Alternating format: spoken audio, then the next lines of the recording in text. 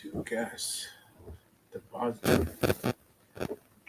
The Courtney. Hey. Hi. Hi. Hi. Oh, are you talking to me or someone else? Oh, I'm talking to somebody else, but hi, Courtney. Hi. Welcome, Bosnian.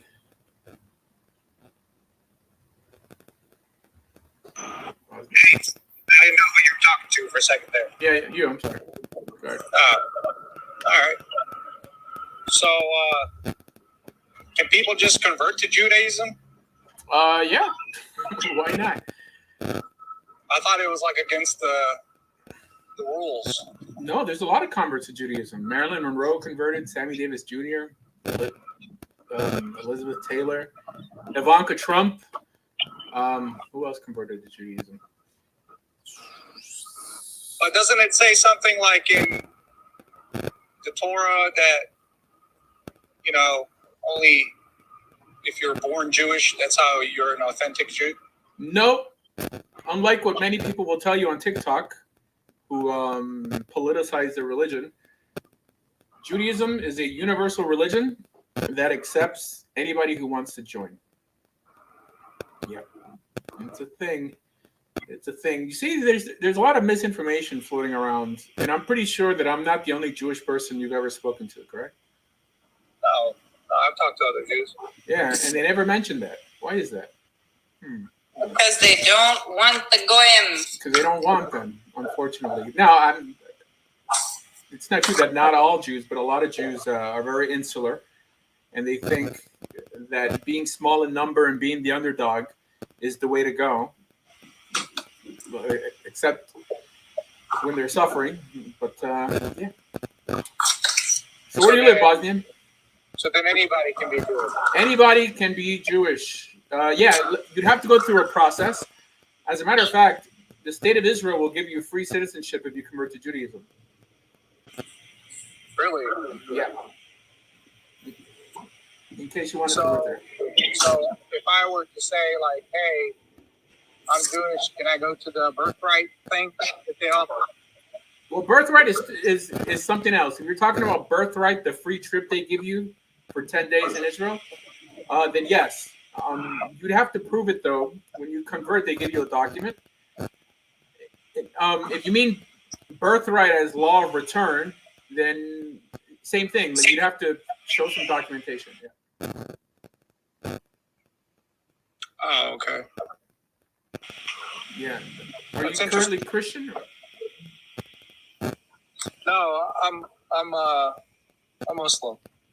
Okay. All right. So there are many Muslims in Israel. I don't know if they would take me like that, honestly. Oh, well, not as a Muslim. I mean, you'd have to convert to Judaism, which means that you'd have to buy into the philosophy. Okay. So let's talk Judaism. It might be for you considered. It might be. It might not be. By the way, Yeah. What is like the biggest difference? And I'm not ultra religious in any way. What is kind of like the biggest difference between, in your personal opinion, considering you're Jewish, between Judaism, Christianity, and Islam? So between Judaism and Christianity, I would say at least traditional Christianity, an obligation to keep the laws that appear in the Jewish Bible. That's the main difference. Some would say not believing in Jesus. I don't know if that's if that breaks much. Yeah. So I would say Judaism is Christianity with laws and essentially without Jesus. Although, like, I would accept someone who believes in Jesus as a Jew.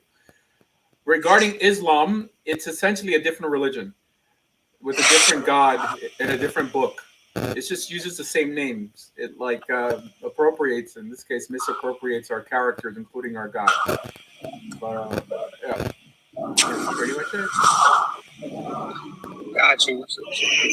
So you would say then, you're not a rabbi? Is that what you are? I'm a rabbi. Yeah. Oh, okay. So then, Are you conservative, orthodox? Like, what would you consider your religious belief on a spectrum to be? You know, Orthodox. orthodox. Yeah. Yes, But then sir. I don't believe you hold the same viewpoint, and I could be mistaken that many other orthodox rabbis do, right? Depends on what area. In terms of encouraging people to consider becoming Jewish, then no. In terms of how I keep Jewish law and how I teach it, then yes. He just Okay. differs like any other rabbi. Yeah, I would say, look, the job of a rabbi is not here to give you advice or to be a life coach. We're here to disseminate Jewish law amongst Israel. That's the job of a rabbi, to instruct. I mean, things that are practical. So from that perspective, the bulk of what I do in the show is not rabbinical. I'm here trying to guide people. I guess somewhat. It's I rarely answer halachic questions, although I'm open to it. Yeah. So that's really what makes someone a rabbi. There's some people who don't like me, and they'll say, "Well, you're not a rabbi because they disagree with some ideas that I teach." But it has nothing to do with Jewish law, which is what qualifies me as being a rabbi or not.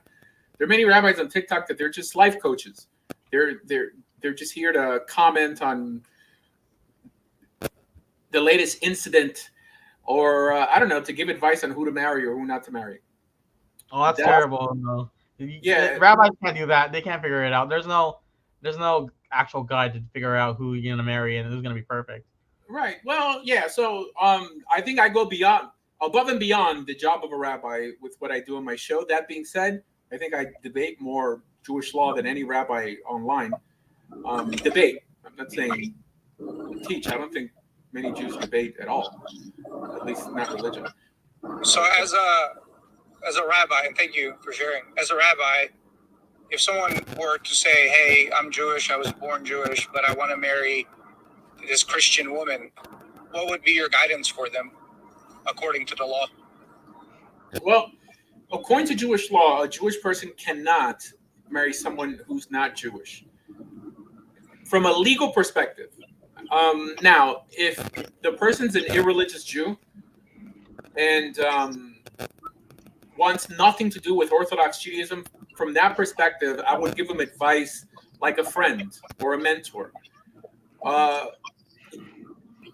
Should I tell them don't marry anybody and stay single and probably continue to sleep around? No. If the alternative is a good Christian girl that has good values versus just shacking up, then I would tell them marry the Christian girl. I don't know. I mean, I don't think the average Orthodox rabbi would go that far. He would just tell them, don't get married if you're not marrying somebody Jewish, and they'll leave it at that. Like, I don't think that's very responsible because they're not thinking about the bigger picture and the consequences. Like somebody contacted me. In Judaism, we have this thing that Kohanim, that priests, are not allowed to marry converts or women who are not virgins, but it's not necessarily not virgins. I mean, someone who in some way slept with a Jewish man or was married to a Jewish man before, because they can't marry divorcees.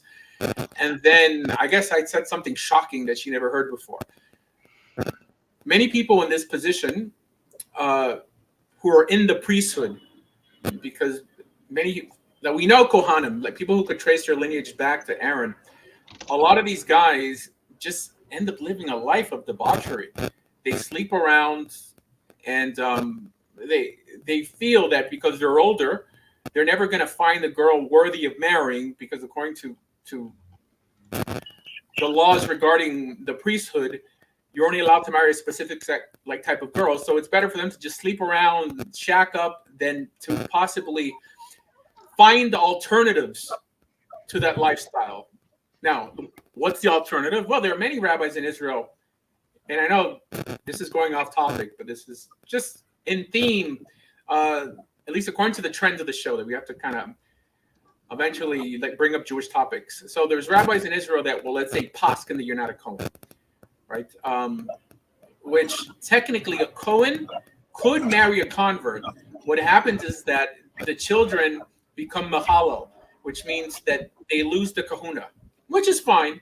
I mean, what's the point of keeping the priestly line? First of all, we don't have a temple now anyways. But what's the point of like keeping the priestly line and completely tarnishing your name in Judaism by people talking about how you're sleeping around with everyone and not marrying them, right? And there are many. I'm sure Courtney and I like know one or have one in mind who there's pictures of him basically. I've been thinking about this person the whole time. I'm eating matzah crack, so I'm sitting here just keeping my mouth shut. Yeah, and it's not unique with him. It's extremely common in the Jewish world, and for some reason they're saying, "Oh, it's better for a Cohen to shack up than to in some way disqualify his children." Like, we get it. The priesthood is supposed to be kept holy at a time when there is no temple, right? It's completely ceremonial. It's like in this case, making the Jewish people look primitive, okay, and unethical is worse than marrying a convert or divorcee. Okay, and there's ways around it. As a matter of fact, I would find a way around it, and I would marry like a Cohen to a convert if it means that it would save the Jewish people from public embarrassment of like one of our priests is caught in some way shacking up or living with women who like he's not married with, and like all of the above. I don't know why this is never spoken about. There's tons of shiurim on like diagunot, on women who can't get divorced and like we're trying to get remarried. Tons of like shiurim on like masturbation and wigs, and it sounds weird, right? But none on this. For some reason in this area, we've checked our ethical compass at the door, and we just go with the status quo. And then people want to give lectures on everything. I should devote at least a 20-minute lecture with alternatives to this lifestyle. But yeah. Seems like you're very progressive. Hold on. Ask the Rabbi. Oh, is Ask the Rabbi online? Like, I welcome Mr. Litvin to come up and dialogue with me. Let's see. Of course he won't. Huh? Are you authority, or do you know what your Akita stance is? Akita? What? Yeah, I'm asking him like what his stance is on the Godhead in Islam. Oh, okay. Go ahead. I don't know what that is, man. Like Ashari, authority? No, I'm not Indian. He's Okay. not really religious. He's not. So like basically, when Allah says He has a hand, do you think that's a literal hand or a metaphorical hand? When Allah says He has in a hand, do you think it's a physical or metaphorical? No, not physical, literal. Yeah, but he said from the beginning that he's not very religious, so there's no. Oh, I didn't hear him. Okay. Yeah. I'm observing. I'm trying to understand. Kind of this whole deal. From what I know, right, as far as Judaism, at least I was corrected earlier, is that there are converts. But then again, are those converts viewed the same within the existing Jewish community? It's similar to Islam. I would say that ideally, Islam claims to be very welcoming to converts who don't look the same, who can't afford to live in the same houses as other Muslims, but there's always going to be people within the group not living up to the standards of the religion. So according to Judaism, yes, converts are supposed to be treated beautifully. Are they? Not always, unfortunately. People are a mixed bag. But I think for the most part, it's good. Yeah, it's good. But anyways, welcome, Cherev, the Sword of God. Welcome. All right, Chef Clay. He's Muslim.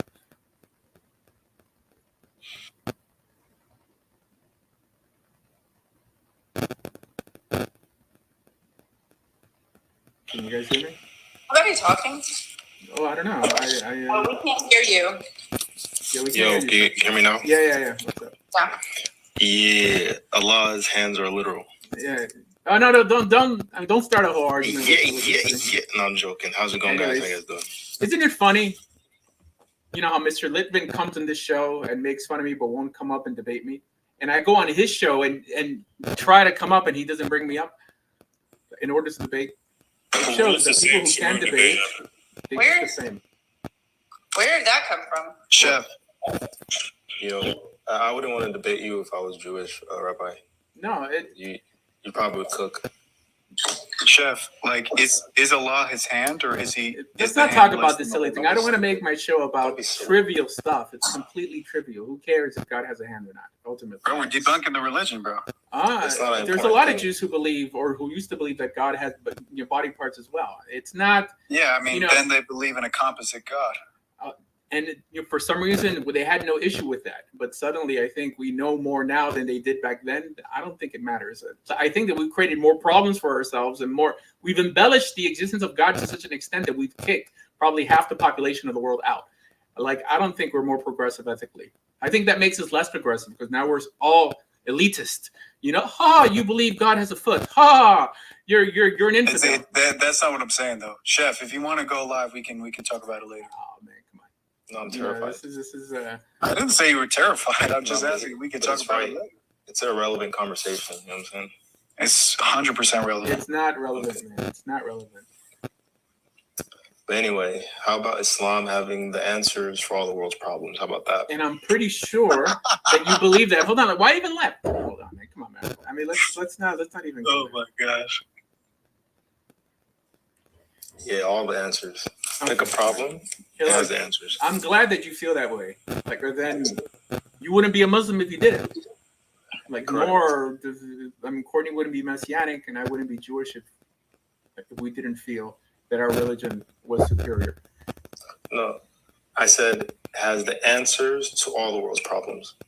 That's what I said. Yeah, it has the answers. Right? Correct. Yeah, does it have the correct answers though? That's the thing. Yeah, no. Correct. I mean, to Muslims, they think it's correct. This is stage one, like, of the debate process.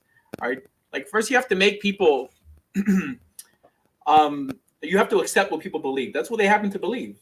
The question is, why do they believe it? It's not like, it's a lie. He's lying. I just proved it. You're scared. You're running. Don't run. Oh my gosh, I don't know who started this debating style, but it seems so primitive. Okay, let people talk. Ask them, why do you feel like that? And ask them, like, I want a Christian to ask a Muslim, have you ever considered becoming Christian? I want a Muslim to ask a Christian, have you ever considered becoming Muslim? And then they would say, why not? In a reasonable manner. And then at the end, the audience could decide, because I don't think the two people debating are ever going to convince themselves. All right, but the audience could decide this answer was better laid out than that one. That's how you change people's minds. If not, you're just convincing people who would have come otherwise, which is not what we want. Right? I mean, those aren't the ones that bring luster to the religion. And I agree with that. Somebody asked me why I'm not a Christian or Jew. So why aren't you a Christian? Because there's no guidance in Christianity. Okay, I mean, can you expound on that? There's no laws. Like, it's not like Christianity is basically God died for your sins. Okay, he did the work. But what does that have to do with me? Like, why am I here if God died for our sins? Why am I not in heaven? So how about Messianic Christians? Messianic Judaism doesn't. Messianic Jews don't make sense to me. Why? Because why are you following the Torah if Jesus died for your sins already? Like, well, like the thing is, Jesus died for your sins is why are we still on earth? Like, why are we still here? Like, we should be in heaven. Right, Courtney, So, right? Yeah. Well, I've already answered this for him like a long time ago. I don't know. So I mean, at this point, okay, because God works in appointed times. So theoretically speaking, why didn't God just not flood the earth and just put us all at the point of resurrection? Right. So you're asking questions about why covenants are made in light of, for example, by the time you get to the new covenant, you can't just look back at, the covenant that God made with Noah and say, no, God, I prefer to function and work just within the covenant that you gave to Noah. right? So with each covenant bringer, there's specific time frames and parameters that come with that. I get that. But isn't Jesus the final sacrifice? God dying, that's the final sacrifice, right? But everything led up to that point. No. What do you mean by final sacrifice? Because the sacrificial system will return according to the prophet Ezekiel. But So that why- is not antithetical. That's not antithetical to what Jesus did. Because what he did really affects you mostly in the spiritual realm than it does in the physical. Okay. So Courtney, and have you ever considered becoming a Muslim? I mean, I thought about it, but it's nothing that I would become Jewish before I would become Muslim. But why would you become Muslim? Just because I find some of the things within the religion, whether it's found in the Quran or Hadith, Tafsir, or any of those, it doesn't matter to me, to be opposite to that which it was born out of, which is the Bible. So, Jesus was born. sorry, that was my daughter. What? It just seems totally separate. It's an afterthought. It's a cousin religion. It's not a brother religion. So for me, a brother religion that I would go to would be Judaism. That's wild. Why? What is opposite about Islam? It's not necessarily opposite. What I'm saying, huh? Yeah, I It's know. opposite. I know, but it's not opposite. Like I was going straight and then I turned in the opposite direction, went the other way. What I mean is, it basically says that everything that the religion you stem from is Judaism. That's the essence of the religion. Otherwise, you wouldn't have no need to mention the people of the book. Everything that your religion stems from comes from the previous two religions before yours. Yeah, but we don't believe it came from Judaism. We believe Moses was an Islamic prophet. Right, but you would not know about Moses if it wasn't for the Bible, which is why it No. makes... Yes, that's So, true. We believe that the God that revealed to Moses revealed to the Prophet Muhammad. But why does it Revelation. mention the people of the book then? Because these are prophets of God they're mentioning in the book. Like, he's mentioning his prophets. But he Yes, says yes. Injil. Matthias, chime in on this. What's up? Yeah, I mean, Moses is not a Muslim. I know you don't believe that. That's our belief. But us, we don't believe we come from Judaism. Like Christians believe they come from Judaism. We don't believe that. We believe Judaism is Isaac is a Islamic prophet. You understand what I'm saying to you? Yeah, I know he is, but he's not a Muslim. That's true. I'm just telling you. All right, okay. Yeah, I know your belief, right? Saying it's not true. Was he Jew or Christian? Who, Isaac? Yeah. He was a Hebrew. He wasn't a Jew or a Christian. You all right? No. I know you're not all right. Hebrew's a nationality, bro. How is he a he? Like, what does that even mean? He practiced Hebrew spirituality, Oh, my. Okay. the worshiping of Yah. How do you know Hebrew is a nationality? The term existed before they became a nation. But anyways, are you a chef? Chef Clay? Yeah. Like, what do you cook? I cook people who think Islam is not the objective truth. Oh, touche. Then why don't you want to talk about God's hand, bro? Yo, my daughter's listening and she just gasps. She grabs her pearls and she says, "He cooks people?" Yeah. Yeah. Yeah. That's what I do. That's what's up. That's pretty cool. Yeah, Rabbi. So the question back onto you: why are you not a Muslim or Christian? Regarding Islam, I've considered it. Right. I mean, in the past, there's a lot of things I admire from Islam. There's a lot of things I admire from Christianity. The question is,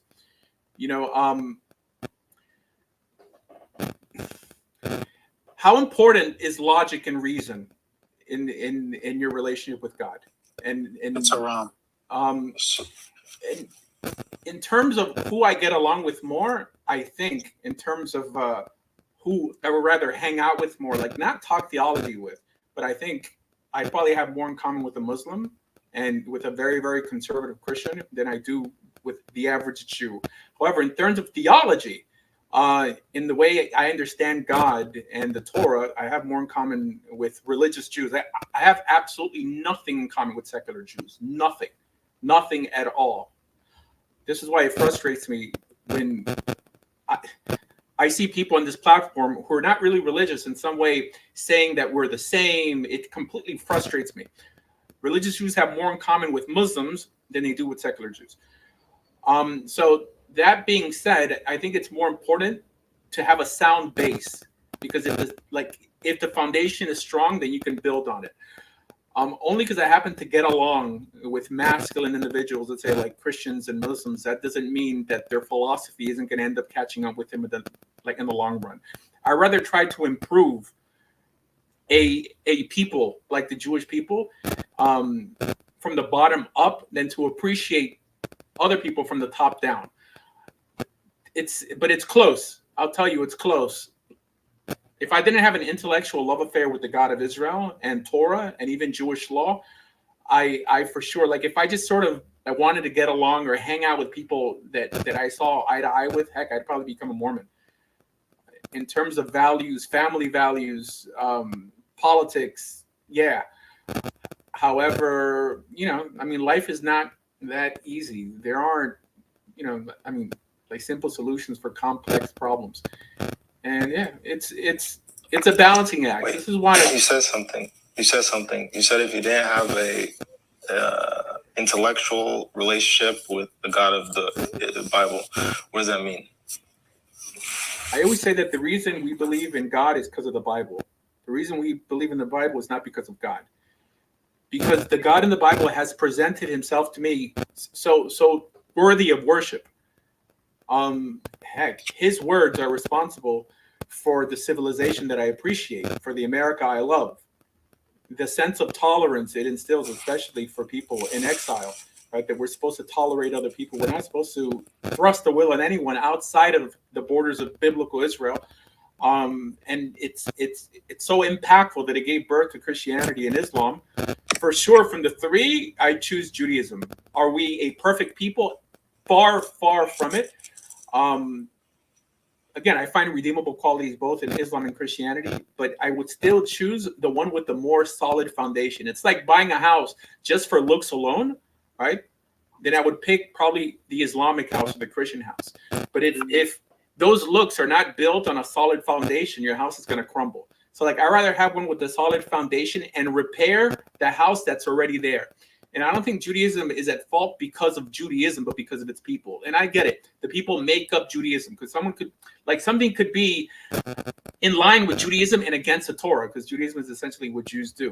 All right. But if the foundation is good, if I went and I saw a house and I checked the foundation is solid, I could tear down the house and build it again. However, if I go check out a house that's beautiful, it's magnificent, but the foundation is cracked and about to give way, I wouldn't buy it. Yeah, but how's your foundation solid? Like, what is your foundation is your rabbis? No, not at all. I mean, I wasn't born Jewish, first of all. Like, my foundation is essentially your foundation that you're denying, right? What makes Islam ethical and what makes Christianity ethical is the Torah. I believe, and I'm pretty sure scholars would agree also, irreligious people, that Islam would not exist if it wasn't for Judaism.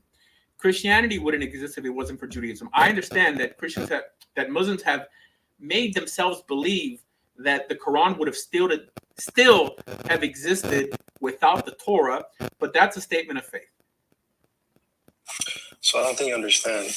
Like the Torah is a revelation from Allah. Like that's a holy scripture to us. We believe it was given to Moses. Right, the same God that gave to Moses gave to Muhammad. We don't think like the Prophet Muhammad learned, or he was like the rabbi. He studied Judaism. None of that. You understand what I'm saying to you? Yeah, but you're giving me creed right now. Everything I said didn't include creed. It was logic and reason. From an outsider's perspective, I spoke. Now you're telling me from an insider's perspective, we Muslims understand it like this. But I'm not Muslim. Courtney's not Muslim. Theus is not Muslim. However, everyone from any religion understood what I was trying to say, because I broke it down regarding having a solid foundation, having a house built on that foundation. And you're coming back with, we Muslims believe, right, that the Torah is given by God. It had nothing to, I didn't mention God doing anything on why I happen to believe, I mean, in my life or my theology. I read the Torah and I saw at the time that the Torah was given, people behaved worse than gods, right? I mean, gods behaved worse than people. Right. Well, you're right. I mean, God behaved worse than people that would basically unalive each other and grape each other. the God of Israel set a standard in motion that has given birth to everything I love about this planet. And it's embodied mainly in the country we call America, because it's built off of biblical values. It's for sure not a theocracy. And yeah, I mean, I think the world would be a better place if you had more Jews and if you had more Christians, and if the alternative, is communism, then more Muslims. I get you, but it's just like, I don't know. I guess when you say, how about this? I'll ask this. Because it's a claim that that without the Torah, Islam wouldn't exist. That's a claim, right? Yeah. But like, have you read the Quran to make that claim? No. Say like the Quran is Not based fully. off the Torah. Not fully. Yeah, that's what I'm saying. You should read it. If you read it, not even all of it, it's a long book. Just read the first 6 chapters. Yeah. It's talking about you. That's dedicated to you, Jewish and Christian people. I mean, I'm talking about the characters in the Quran. If you have a book that appears 2,000 years after another book with the same characters, I think the average skeptic would come to the conclusion that it in some way feeds off what came before. But it takes a religious person to deny that and say, no, this is completely independent, but still linked. You know, I think it's a tactic to confuse weak-minded people. That's a good point. So it's a good point. How about this? I challenge you just to the characters, the same characters, because they're only the same in name. The stories about them are different, like the lessons and the actual Stories are similar. No, like, okay. So the prophets in the Bible do blasphemous things. But in Islam, prophets are like perfect people. They're the best example of And humans. I appreciate that they do blasphemous things because it makes them more relatable. Yeah, but how can God pick a prophet, right? Like, and this is the person God communicates with, and people are supposed to follow him, and that person worships other gods. Like, how can you believe that guy after that? You see him worship idol, and he tells you no, worship this God's the right God. But you Like have one in Solomon. mind, and you have a prophet in mind. Oh, you consider Solomon a prophet? Yeah. We don't view Solomon as a prophet, by the way. Like, a prophet is not someone who communes with God after the Torah is given. After the Torah is given, a prophet is someone who's charged by God to bring Israel back to Torah observance where they begin to misbehave. I don't. I'm not convinced. Courtney, your camera's on. Courtney, your camera's on. Oh, okay. No, that's on purpose. Is it? What's that? It's like the terracotta soldiers right in Alabama. No, it's Moses. Oh, Wait, you said Brandon? yeah, but is it Muslim Moses or Jewish Moses? No, it's definitely Jewish Moses. Everybody got this. For like this, I didn't No, we have to finish getting the comments out. What do you mean? No, get off of that. Can you mute? Coño, paga eso, Courtney. Yeah, so when I talk to Muslims, the example I give, I mean, assuming they weren't born into the religion, that if when they were looking for a religion to join, if they knew that Judaism accepted converts, right, and it was as ethical, let's say, I believe it's probably more, but if the Torah was as ethical as the Quran, why would you choose the newer religion instead of the older one? It's just because the chances of one copying the other is much greater with the newer one, right? And I wanted to say on the idea that we corrupted the text and at the same time left out things that seem unworthy from an Islamic perspective. You figure if we did corrupt the text, why wouldn't we have whitewashed it? I mean, that's. I was just going to ask you a question, Chef, about something in the Quran if you're interested. It's up to the host. No, I mean, let's not Let me this. ask him just one question. No, there's no point. And then he's going to ask us about stuff in the Torah. Are there things in the Torah that don't make sense? Absolutely. No, not something that doesn't make sense. Something about the topic you were just about to bring up, the Torah. Oh, I know what you're going to do. All right. Okay, I gotta go. My husband just got home for Pesach. So. All right. All right, bye, Courtney. Let's deal with big picture things. I mean, not small like this verse. No, this is big picture. This is chapter 7, verse 157, and it says, "Those who follow the messenger, the prophet who can neither read nor write, whom they find described in the Torah and the gospel, which are with them." And in the Arabic, it can also mean inside their hands. And when we read Ibn Kathir also says that the Torahs that included Muhammad's message were with the Jews. So I'm asking, where in the 5 books of Moses is Muhammad mentioned? So this verse, you have to understand, was revealed to Jewish people at that time to their face. Like this was directed to these Jews. Okay, That's great. We have the Torah they had with them. no, you don't. Yes, we do. We have the Torah. We have the Torah that's 300 years before Jesus was born. You have a 7th century Arabic Torah. We have manuscripts were all over. I can even give you Ibn All Qayyim, good. who says That's all that good. That's no all good. way the book could have been corrupted because the manuscripts were all over the world. That's all good. That's all good. There is no Arabic All right, Torah. fine. Look, he Torah disagrees. text. That's it. I mean, he doesn't want to engage. So Yeah. so where is it? Where is it, Clay? Cook me up. Okay. Let's go. Yeah, but it's not. The understanding of the companions, because there was Jews at that time, Okay, and the quote Jews, companions. including Abdullah Which ibn companions? Salman, which was the leader, the Jewish rabbi of the Jews of Medina. He accepted the prophet because of the description he had of him of the Torah. Okay, and what And was one this verse- description? Which evidence did he bring? One verse that they would use is Isaiah 42. Okay, Isaiah 42 is not in the Torah. This is what they're understanding. Like you're the one that says the Torah Isaiah's not in the Torah. Yeah, that's your opinion. So you believe the Wait, Torah wait. Is Sirat Rasulullah, is that in the Quran? We don't believe. Is Sirat Rasulullah in the Quran? We don't believe that. Okay, so Numbers, neither Deuteronomy, is Isaiah Genesis. in the Torah. Numbers, Deuteronomy, Genesis. That's what you call the Torah. We don't believe that's the Torah. The Torah is that is the Torah, and I can also show you your prophet believing in that book. So yes, we believe the Torah is the message that was revealed to Moses. Yes, and that book has no description of Muhammad. So go ahead. No, and he give us a didn't. description of No, Muhammad. the Quran doesn't say Genesis, Leviticus, Numbers. Not what Yeah, it says the Torah, and we have the Torah, and I can also give you Muhammad affirming the Torah if you want. What the heck? Did you just hear what I said? We don't Yeah, but believe. you're running Numbers. away. So We you don't said believe- we don't believe Isaiah 42. Isaiah 42 is not in the Torah. Oh, man. We don't believe that God revealed Numbers, Deuteronomy, Leviticus. That's not what we believe. We believe God revealed. Where does it Torah. say God didn't reveal Numbers, Deuteronomy, and Leviticus? You have to let me finish just one sentence. Okay, So, finish your Quran sentence, says- but also answer the question. Quran says it was Allah who revealed the Torah. Okay, great. We have the in Torah. guidance. One second. Which you Jews split into separate sheets, revealing some and hiding much. Okay, So go you're ahead. the ones that split it. Quote that, please. Quote that. Okay, one second. And in the meantime, I'm going to read, what's this? Jamid al-Tirmidhi, 2653. And it says, how will it be taken from us while we recite the Quran? By Allah, we recite it to our women and children. He said, may you be bereaved of your mother, O Zaid. I considered you among the wise of the people of Al-Madinah. The Torah and the Injil are with the Jews and Christians. So there we go. The Torah is with the Jews and Christians. Case closed. Now go ahead and find me Muhammad in the Torah. Hey, I've been asking this for like 3 years. All right, fine. Okay. All right, so until he comes back, guys, like the show, follow the hosts, like the people, follow the people on my panel, and come up. People who do not want to talk about Islam. Also, I'm going to read a Hassan hadith, which means good, reliable, 85 to 95% proven in the Maliki jurisprudence.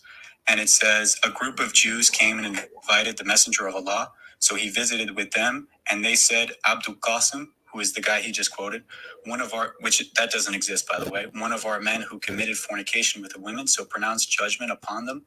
They placed a cushion from the messenger of Allah, who sat on it and said, bring the Taurat.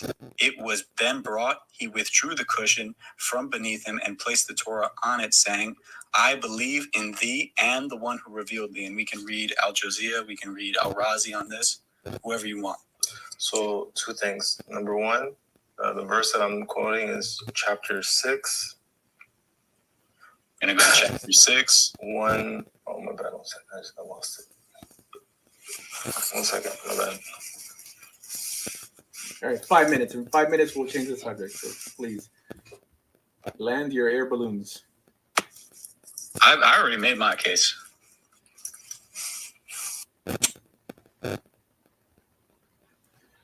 By the way, what he said, guys, So about Abdul 691. Qasim doesn't exist. 69? 669? Yes. 691. 691? Yeah. Okay. I'm going to read Muhammad Bikatal. And they measure not the power of Allah. Read Dr. Mustafa Katab. I'm going to read Muhammad Pickett. Why would I read That's the word. That's a horrible translation. Why would you read that?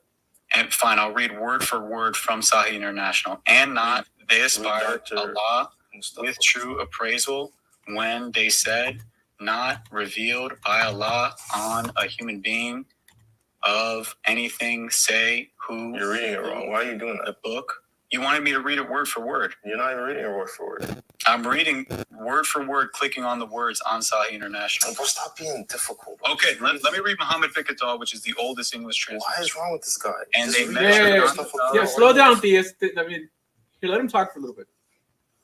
Yeah, because he's trying to purposely read something that doesn't make sense. Like, read Dr. Mustafa Katab. Why him over Muhammad Pickett? Because Pickett is a horrible translation. What's your evidence for that? It's just for my preference. Could you read Dr. Mustafa Katab just for my All personal? right, what about my preference? How about this? Oh my. All right, all right, all right. Okay, Muhammad Pickett. Okay. And they measure not the power of Allah, its true measure, when they say, Allah hath not revealed unto a human being. Say, who revealed the book which Moses brought, a light, guidance for mankind, which ye put on parchments, which ye sow, but ye hide, therefore by which ye were taught, which ye knew not yourselves, but did your fathers know it. So this is saying that the Jews hid the message of the Torah. Let me read it in Dr. Mustafa Katab. See how difficult this guy is. And they have not shown Allah his proper reverence when they say Allah has revealed nothing to any human being.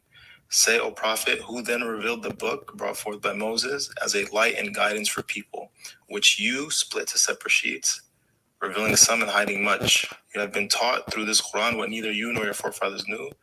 Say Allah revealed it, then leave them to amuse themselves with falsehood.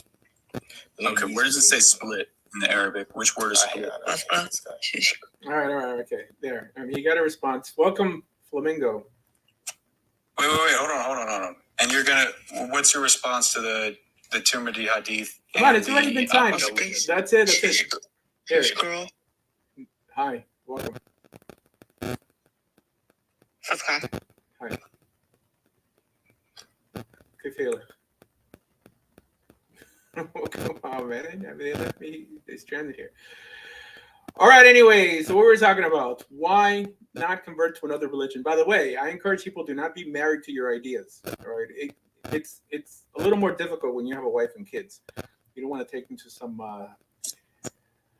some crazy philosophical roller coaster, but always be willing to change, especially whether you're young. It's a shame when people find a religion when they're older, because you have so many people relying on you, and now you're in some way diverting. You're moving away from the original plan.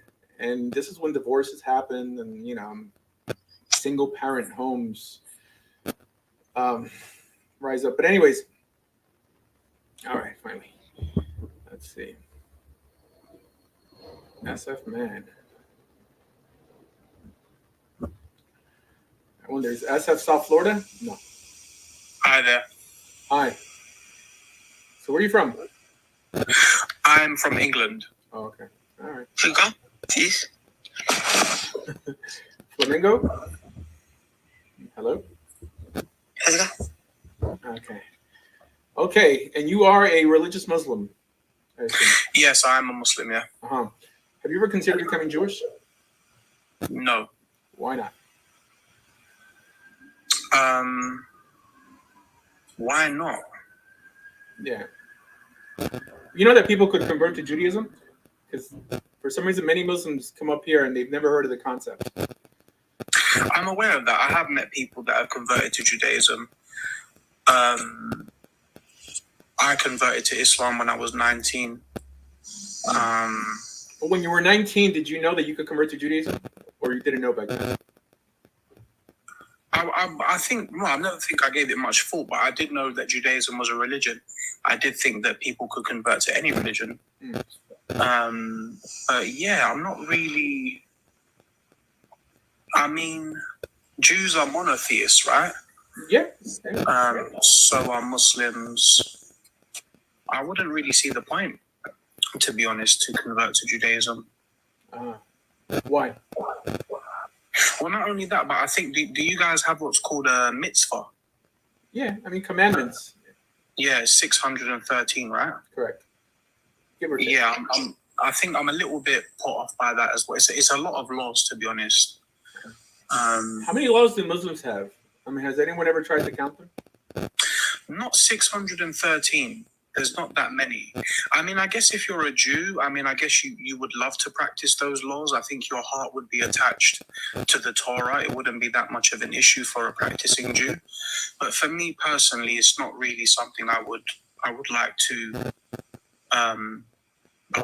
do. If I was a Muslim, I would automatically make it to the top of the academic charts by just trying to enumerate the laws of Islam and put them in a book.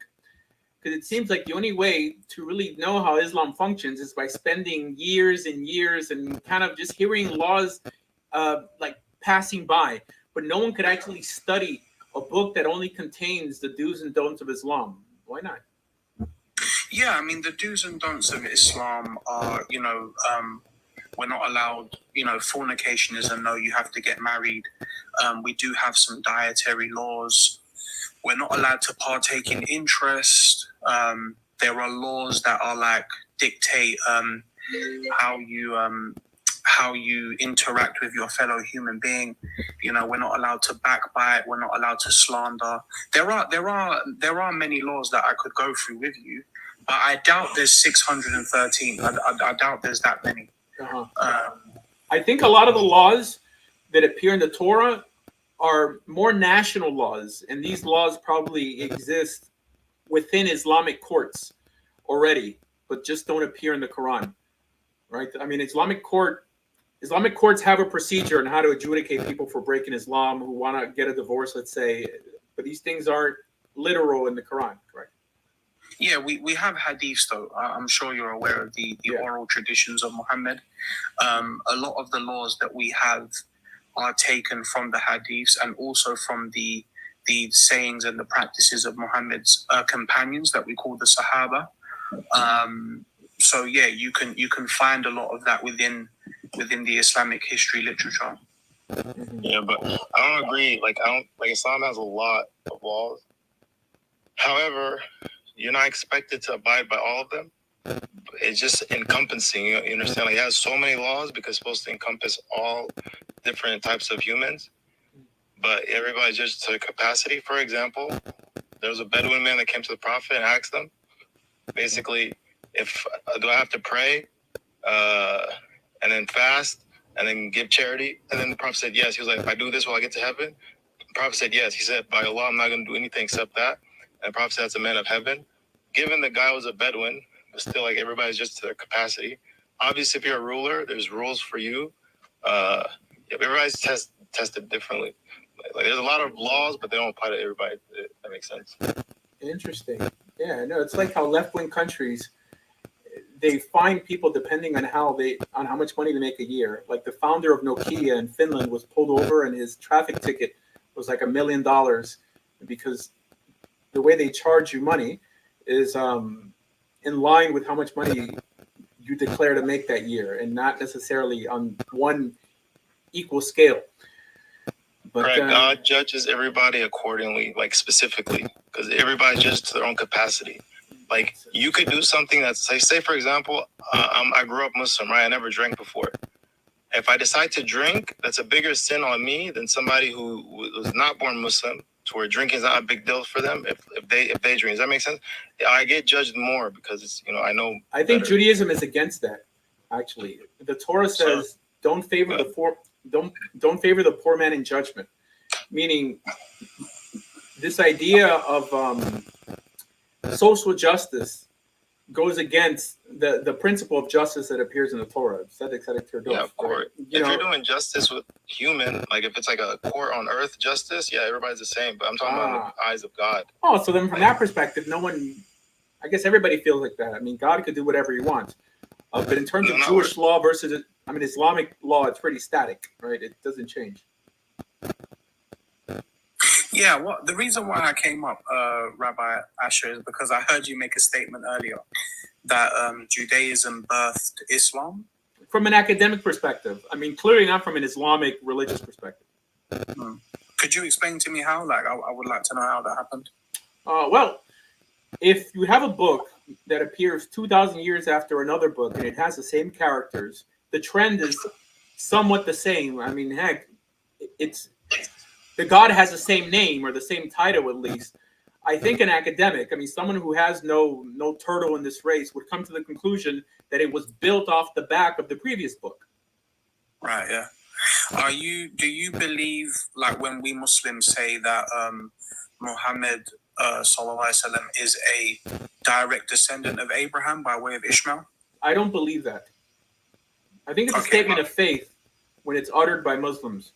There was a tradition amongst the Jews that the Arabs were Ishmaelites. It appears like this in the Talmud. And this is where I think Muhammad took the tradition that his tribe of Quraysh, or what's his Quraysh, yeah. right? They claim to be descendants of Ishmael, but there's no direct line. You know, I mean, even that verse that the tents of Kedor, like, I don't think that proves much. Right? I mean, it's just a statement of faith amongst Muslims that you're directly. I mean, You know the Arabs keep track of their genealogy, right? Sorry, bro. So sorry for a moment. So when you're saying that that's a claim of faith that Muhammad descends from Ishmael by way of his son Kedar, I could then say the same thing, that the Jews, it's a statement of faith that they descend from Jacob. Correct. Do you not see an issue with that? I mean, No. do you not think that? Well, it's because, especially with this show, I try to dialogue with people who are not religious, and especially not of my religion. So why would I make it not a statement of faith and say so matter-of-factly that I can prove that we descend from Jacob? I can't even prove that Jacob existed. However, the Torah tells me he does. The difference between, I think, the Jewish mind and the Islamic mind is that most Muslims have a fanatical streak to them. They make no distinction between Muslims and non-Muslims. They treat non-Muslims as if they were Muslims, and they speak to them as if they were Muslims. We make a distinction between people in the covenant and people not in the covenant. If they're not in the covenant, we don't expect for them to take our word for it. So, But that would make sense though, because when you look at the descendants of Israel, right? Like to be like Benu Israel or Yisrael, you descend from a direct bloodline. So it's like, I mean, you would say, you see, I understand that you can convert to Judaism, but when you convert to Judaism, do you also believe that you are now a direct descendant of one of the 12 sons of Jacob, of Israel? How would that even work? no, not necessarily. The understanding is that it's more of a philosophy. For example, there were direct descendants of Abraham that we consider in some way almost irredeemable nowadays. And those are the Edomites. I mean, the Edomites also come from Isaac, right, who came from Abraham. The Amalekites also came from Abraham, and I believe also through Isaac. So only because you have a direct pedigree going back to Abraham doesn't mean anything special religiously. So I'm a convert. I converted to Judaism like 25 years ago, and I don't claim to have any Jewish blood, but we don't need Jewish blood to be validated by God. We just have to enter the covenant of God, i.e. the Torah covenant, in order to be validated by God. So I know there are many Israelis or Jews that make the indigenous claim just because they try to politicize my religion to justify the state of Israel. But the Torah makes no such claim. Blood means nothing in God's eyes. All right, Chef Clay, you going to respond to my arguments or no? He ran away. Okay, what's your question? No, he probably dropped off. No. I mean, let's not go. Come on. Here, new person online, user, welcome. Hag Sameach. Thank you. Hag Sameach in an hour. Good. Yeah, in an hour. Yeah. So you're Jewish. I am, yes. Like, are you from? What's that? Are you religious? I'm a Reformed Jew. Okay, But yeah. okay, no problem. Yeah, so you're probably curious, what's with the title, right? What's with the banner? Now, mind you, I'm pretty sure, like, if you're fundamentally Reform, you have no issue with proselytizing. The Reform movement actually came out as pro-proselytizing, like, a few times, as well as the conservative movement. That being said, there's nothing in Jewish law that prohibits proselytizing. But was that your inquiry? What do you mean proselytizing? Sorry, I'm not. Oh yeah, no. Encouraging people to join your faith or to consider joining your faith. Oh, right. And you're saying that Reform Judaism is Pro-proselytizing, yes. Gotcha. Okay. Yeah. I mean, ask your Reform rabbi, but it's been a thing that they came out publicly that they're all okay with that. They came out publicly with things that seem a bit outlandish in other ways. But yeah, I think you would agree that the world would probably be a better place if there were more religious Jews in it. I think so. And I also, like, in that case, if there were more religious Jews, I mean, people would be more familiar with actual, in-person contact with them and probably have a lot less assumptions made. There was a Reform rabbi in the 1940s who, survived the world, the Second World War and the Shoah. I don't want to say the word here. Like, who said that if in Germany, every German, if he had a convert in his family, what occurred during World War II would never have occurred. We build resentment with the non-Jewish world when we tell them to their face that we don't want you, right? Just leave us alone. That causes more problems than if you just had an open door policy and just in a friendly way shared what you believed or practiced. And that's the philosophy I hold to. Clearly, nobody has to become Jewish. Being Jewish is not for everybody. But in case you're looking for a religious, ethical outlet in your life, you may want to consider becoming Jewish. That's it. Yeah. And it seems like, I don't see, Jewish people preaching it on the street. Like, you see a lot of Christians doing so, and it's like they want people to join, and I feel like it seems like there's no... I don't think that's bad also. I don't like the idea of telling people if you don't do this, you're going to hell. All right. But it's all about marketing. If going out to the street and talking to, inquisitive college kids or hopeless individuals who just lost their job or their girlfriend broke up with them, if that's what it takes to make the world a better place, then I think if we don't impact the world, it seems like the world's going to impact us. So maybe we should get out there and start telling girls to cover up, like don't show your boobs. If we have the keys to modesty, let's say, because Judaism, we have this notion of sniut, like of girls and men, like dressing in a tasteful fashion, then perhaps we should encourage this for all the girls here in the neighborhoods who dress in a way that they shouldn't be dressing. I think that's only fair. Yeah, I just saw a question about it's confusing when some Jews believe in Jesus and others don't. As far as I'm familiar with, we recognize Jesus as existing, but we don't worship him because he's after our time. He is one of our best, but he's after the Old Testament. He's for sure one of the more influential Jews.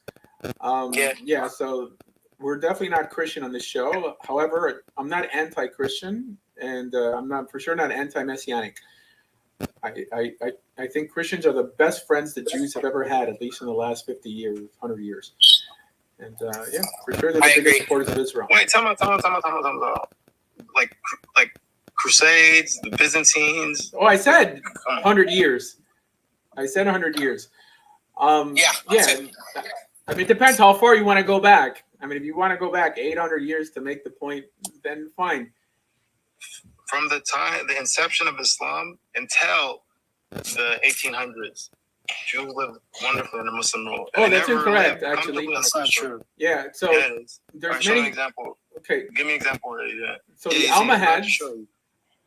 Almohads persecuted Maimonides, and heck, the reason Maimonides made it so famous in the Jewish world is because the Jews were being unalived instead of converting to Islam. The Almohads was killing Muslims too. But they were Muslim. I'm not saying, but the Crusaders were also killing Christians too, by the way. Catholics. The Crusaders was sanctioned by the Pope, the head of the honcho. And I'm sure that's the head of the Catholic Church. Muslim cleric as well. Yeah, but it's not the majority. Like Salahuddin Ayyubi, Maimonides was the doctor of Salahuddin Ayyubi. That doesn't mean anything. Yeah, what do you mean?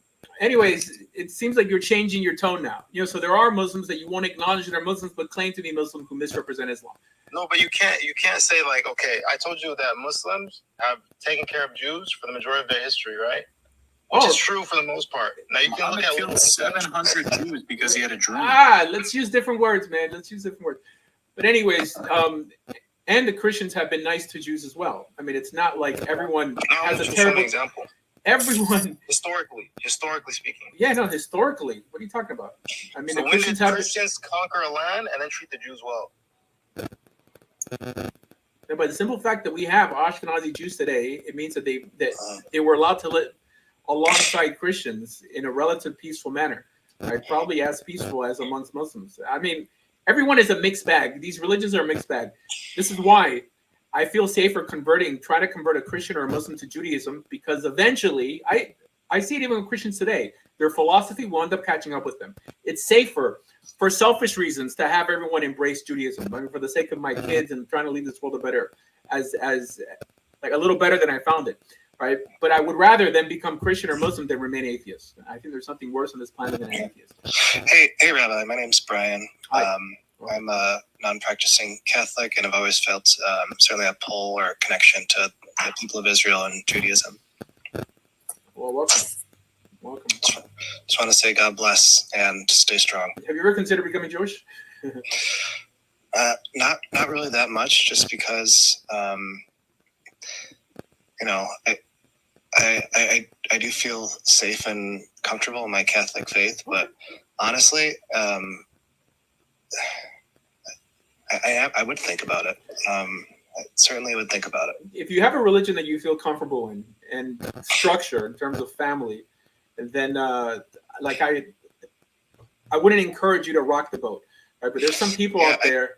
I guess I would just say I've always felt a connection, and as an ally to the Jewish people. I mean, just know that in case you ever wanted to convert to Judaism, that you'd be welcome. That's wonderful to hear. Thanks, Rabbi. Thanks, Brian. I really appreciate to hear that too. I have a few Christian and Catholic friends, and it's I really appreciate hearing their support for us, especially now. Yeah, thank you. Yeah, and it has nothing to do with being pro-Zionist or non-Zionist. Exactly. Nowadays, one doesn't have to be a Zionist to support the state of Israel in this day and age. Okay, you just have to be able to distinguish good versus evil. That's it. Mm-hmm. Yo, Rabbi Asher. Yes, sir. Can you give me like 3 minutes to monologue, just to respond to the argument, and just to present it a little further? All right, 2 minutes, please. Go. Okay. Real quick, I'm gonna head out, but happy Passover, Rabbi. All right, thank you. Be well. You as well. All right, so he quoted chapter 6, verse 91. If you read Ibn Kathir says that Jews were hiding Muhammad in the Torah, so not that they were getting rid of it. So read Ibn Kathir on that. And if you read Ibn Kathir on 7:157, which is the verse I brought up, he didn't respond to. He said that in the Torah that the Jews had with them, that was universal because the manuscripts are all over the world. There are no Arabic Torahs, right? If there was an Arabic Torah, they wouldn't make the Jews read it. They would be able to read it themselves. And Ibn Kathir says that in the Torah, there are clear descriptions of Muhammad, even though the Jews try to hide it. So I'm asking, where is this description? Also, in the 2 hadiths I brought up, Muhammad believes in the Torah and he puts it on the cushion. And if you read Al-Razi's commentary on this, he said that means Muhammad judged by the Torah. Okay, and if you also, in the hadith I brought up, Jamid al-Timridi, 2653, it shows that the Jews and Christians had the Torah and the Injil. That's all I got. There you go. Okay, guys, we have probably 20 more minutes. 20 more minutes.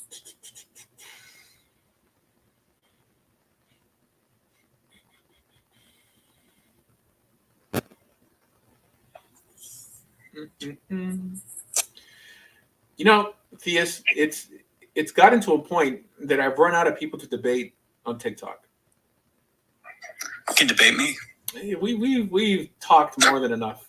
That's true. And it's on there, I think, on every topic. But that being said, I noticed that my YouTube audience is much, much, much brighter than my TikTok audience. And just clearly there's more people on YouTube. there's maybe a handful of Jews on TikTok, and out of those handful of Jews, maybe that I know of, there's probably 4 that are religious. 4, well, 5, I don't know. You know, there's this guy Menachem who ended up being like a jerk at the end of the day, right? I had a conversation with him like on his show. I wish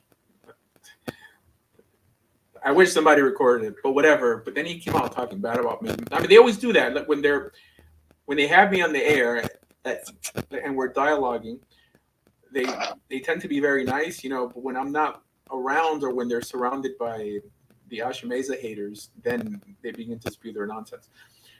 But That's called being a coward, though. yeah, no, for sure. There's nobody religiously Jewish on this platform who welcomes debate, actual debate, not a monologue for my students and then they ask questions. Who actually welcomes respectable Muslims and Christians to let's really theorize, let's break down what we believe in a respectful manner. And I think people love dialoguing with me because I let them speak, right? Yep. More than I speak, because I gotta answer this real quick. So the reason they said that they were hiding the description of Muhammad in the Torah is because there is no description of Muhammad in the Torah. And instead of accepting that the Quran is false and it just falsified itself, they had to say they hid it. Okay, and that's why polyamics today and Muslim apologists today say it's changed, because their book says it was in there. So the only conclusion, if you want to hold on to this idolatry, is saying, oh, they hid it. So that's why. But even Ibn Kathir said, even though they hid it, you could still find it, meaning like no matter what the corruption was, it was still in there. And we do have the Torah that they had today, because they would have had the Masoretic, they would have had the Dead Sea Scrolls or something similar to that, and there's no description. Also, Isaiah 42 is about Israel, not Muhammad. Anyways, for my TikTok, YouTube, Facebook audience, I started another translation. I have currently 2.5 translations. Well, I translated, like, if you go to Safaria, the first 28 chapters of Shulchan Aruch of Yoredea that didn't exist in English till then, it's there. It says Ashkenaz edition. Also, the whole chapter of slavery of Shulchan Aruch, which is probably, I don't remember how many chapters it was, but it's pretty long. But I've started, in terms of cherem, putting people, excommunicating people. That one I think may also be in Safaria. But I started a translation yesterday of a big work, and I'm going to start putting it up little by little on Safaria, but I'm on Facebook mainly, and I'm going to be teaching it here on TikTok. And it's the works of Rabbi Abadi. So Rabbi Yitzhak Abadi has a sefer called Or Yitzhak, that he's probably one of the more impressive rationalist minds out there that people don't mention just because he's so much in the Haredi world. So yes, I mean, I've begun to translate Or Yitzhak, which doesn't even exist in Hebrew on Safaria. I mean, you have to go to Hebrew books. So I'm going to be putting it on Safaria in English, and I'm going to be doing classes on TikTok and on YouTube on his stuff. I mean, he covers like kashrus, like every heter out there in terms of even like silk screen printed Sifrei Torah.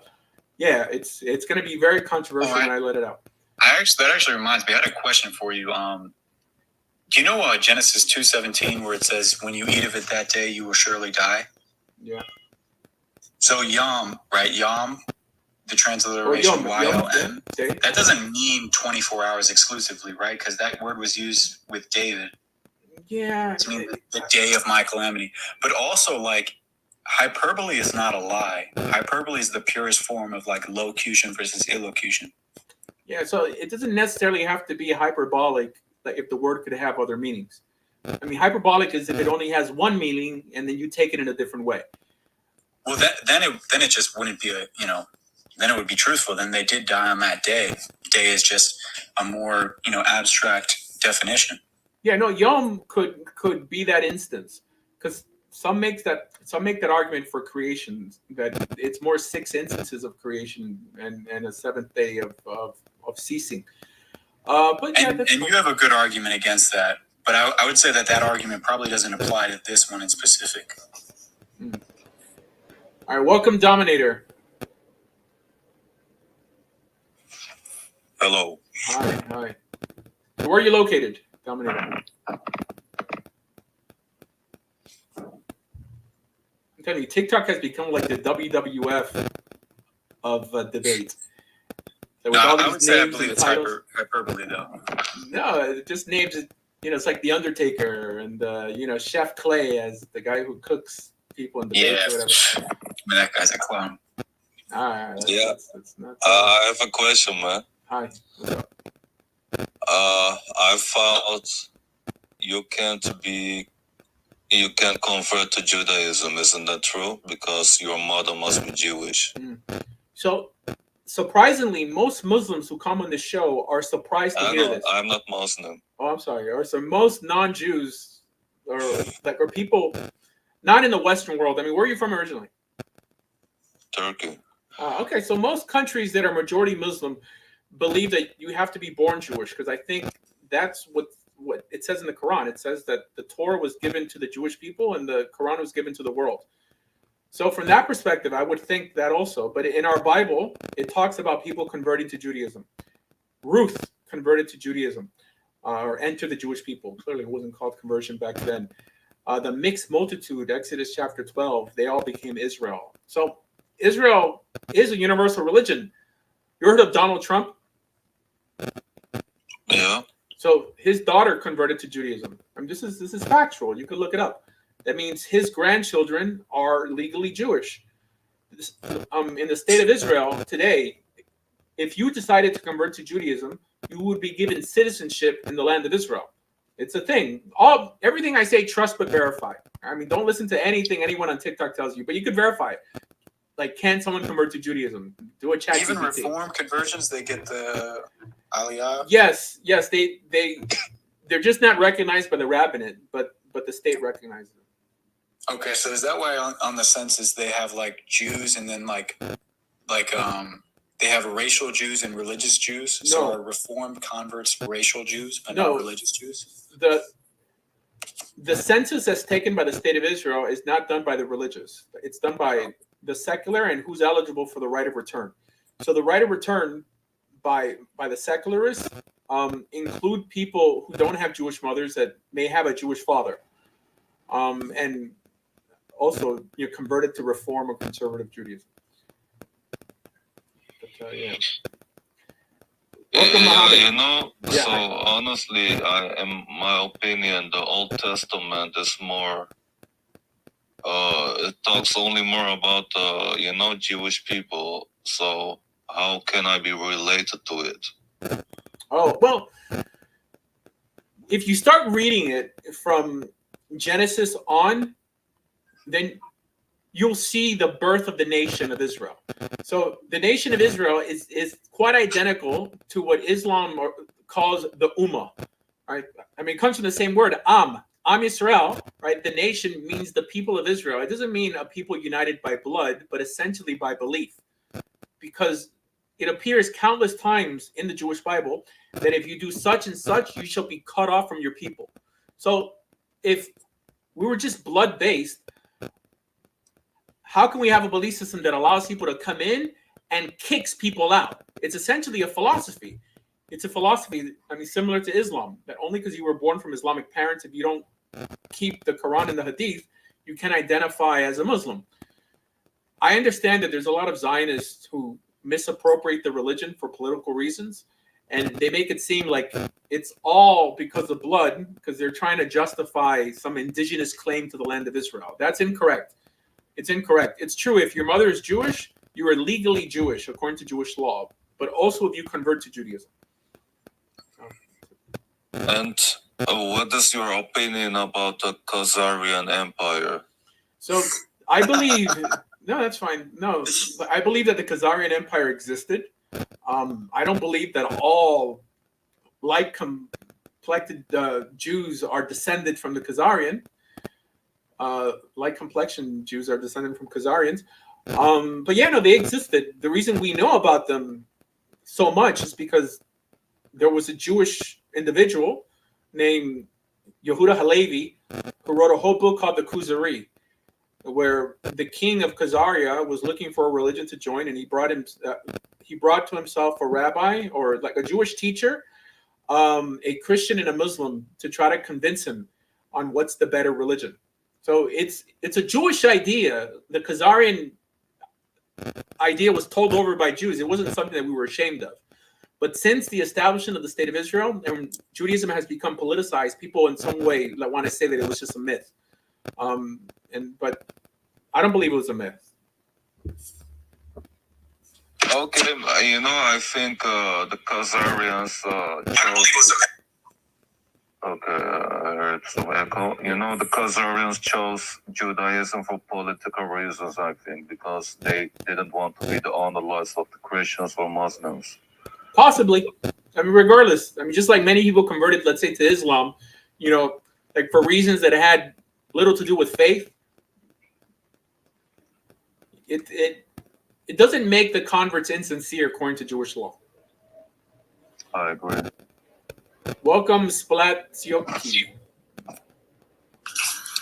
Thank you for having me up. Let me introduce myself. My name is Splatsioki. People call me Splats for short. I'm a U.S. Navy veteran, a Zen Buddhist, a practicing Zen Buddhist, and I'm pro-Palestinian. Okay. Well, I'm also a veteran. I was in the U.S. Army. Greetings and thank you for your service. Okay. Have you ever considered becoming Jewish? Myself? Yes. Once upon a time, I did. I really got into the Essenes and the Gnostic scriptures, and I got into what do you call it? I forget. Kabbalah. When you study the creation of words. Gematria. No, not gematria. What's etymology? Yeah, etymology. Etymology. Thank you.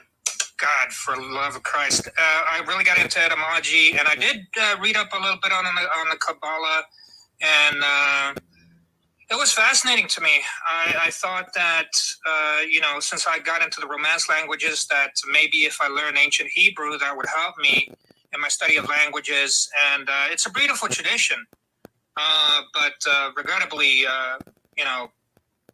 the modern political iterations of Israel have taken Judaism to a very, very dark place that I can't condone. So it's sad for me, but so you don't make a distinction. It's logical. You don't make a distinction between the secular state of Israel and Judaism? I do. I personally do. But it seems to me that the extreme right in Israeli politics is trying to hijack Judaism. And I, for one, I'm not even an Orthodox Jewish person, but I understand why so many of them are offended. I certainly would be, and I'm not even Jewish. I would have no issue converting you to Judaism, even though you were anti-Israel. There's a huge separation between synagogue and state in the religious Jewish mind. Right now, there's some parts of Judaism or some groups that identify as religious Zionists. I'm not a religious Zionist. That being said, I support the state of Israel, but not for religious reasons. So, from my perspective, it's more of an argument based on values. Who agrees more with my values? I would say that I have more in common with Israelis and their outlook for the world than I do with the average Palestinian. And I've lived in Israel for 5 years, and I support it like I support India over Pakistan. But that being said, I'm going to say, yep. I'm going to say something controversial. As a Zen Buddhist, we're almost nihilist in nature. We deconstruct everything, and we grossly oversimplify everything with a method. There's a method to our madness. It is because by simplifying things, we try to get at the truth, and a universal truth, an unbiased perspective, and a universal truth.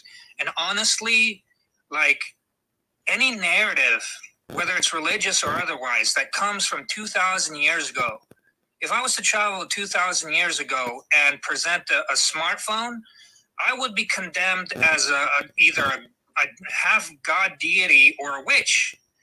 People would be absolutely freaked out by my technological powers. So to if you're going to adopt anything from 2,000 years ago out of respect for your ancestors, or a dogmatic approach to God, you really have to reform.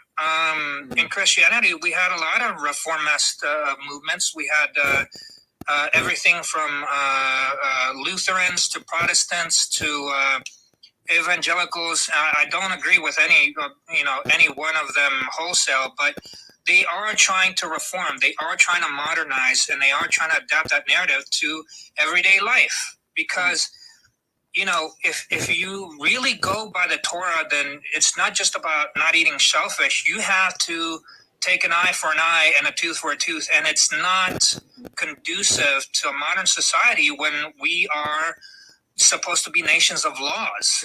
What's the matter where justice is supposed to be impartial. Hold on. But does that include? But does that include Buddhism as well? We believe that we had many masters in the past. They're all dead. They're supposed to be dead because they're human first, and they're all fallible.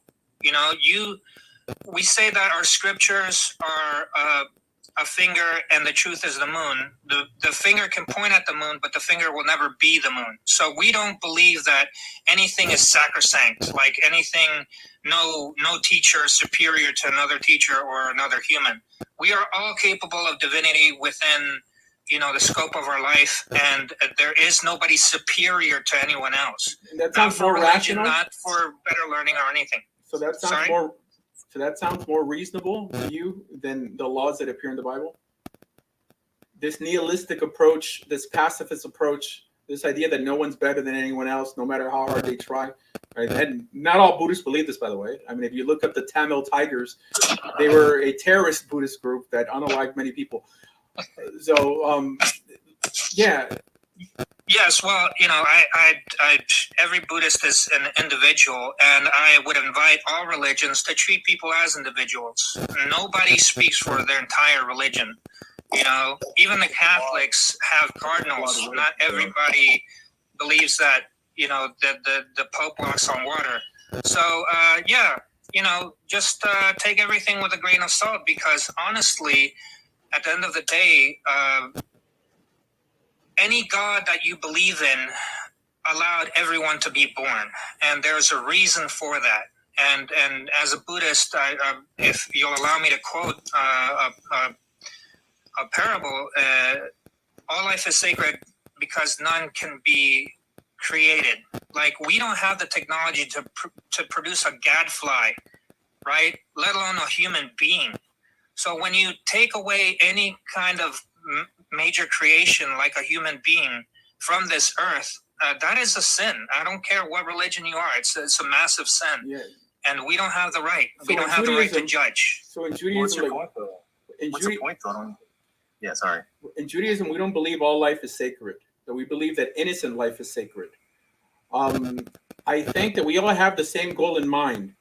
How can we protect the innocent, and how can we keep humanity moving forward? The idea that if we all put our arms down, the world would flourish, and that we could just focus on planting roses, I think it's completely nonsensical. Belonging to a belief system that not only acknowledges problems, but has hard-coded deterrence in our legal system to avoid such problems in the future is the only way you protect the innocent and keep humanity moving forward. Right. If every Israeli tomorrow became a Buddhist and just let Palestinians run through their land, unaliving who they want, would there be any Israelis left after a week? That's why his point is flawed. Honestly, it's very tempting to don the mantle of the judge. I like to be a judge and a jury and an executioner, absolutely, and I believe that I'm ordained by God to make all the right decisions, and I'd be very wrong. I'd become a despot immediately because power corrupts, and absolute power corrupts absolutely. In Buddhism, we don't really get into ownership of land. It's an actual obscenity to believe that, dirt is mine. this invisible line, subsections, this dirt, and this dirt, I will protect it tooth and nail, and I will unalive anyone who disagrees with me within the borders of this invisible line on this dirt. You know, your life is not worth my dirt or my rocks. It doesn't make sense. It doesn't make sense to support It's Palestine. incredible. It's an incredible fallacy, and he's making a point. just because it's an Hold on, Muhammad is established making a norm point. doesn't He's saying that mean why it's right. support? So why do you say? He doesn't listen. Go ahead, Tom. He doesn't listen. He's a hypocrite.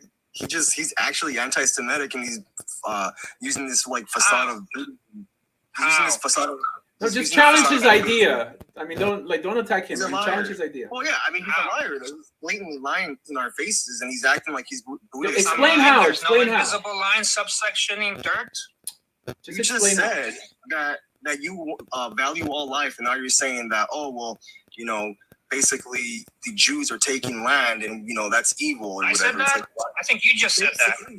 No, you basically are saying that because You basically put words in my mouth. Okay, hold on. You said exactly that. Here, what you said in the beginning, whether you support Palestine over Israel, correct? Yeah, he did. He's pro-Palestine. Yeah, I do. Okay, so you do believe in some sense of borders, then? He doesn't. He doesn't believe in anything. The reason I'm supporting Palestine and Gaza specifically is because the great majority of them are unarmed women and children.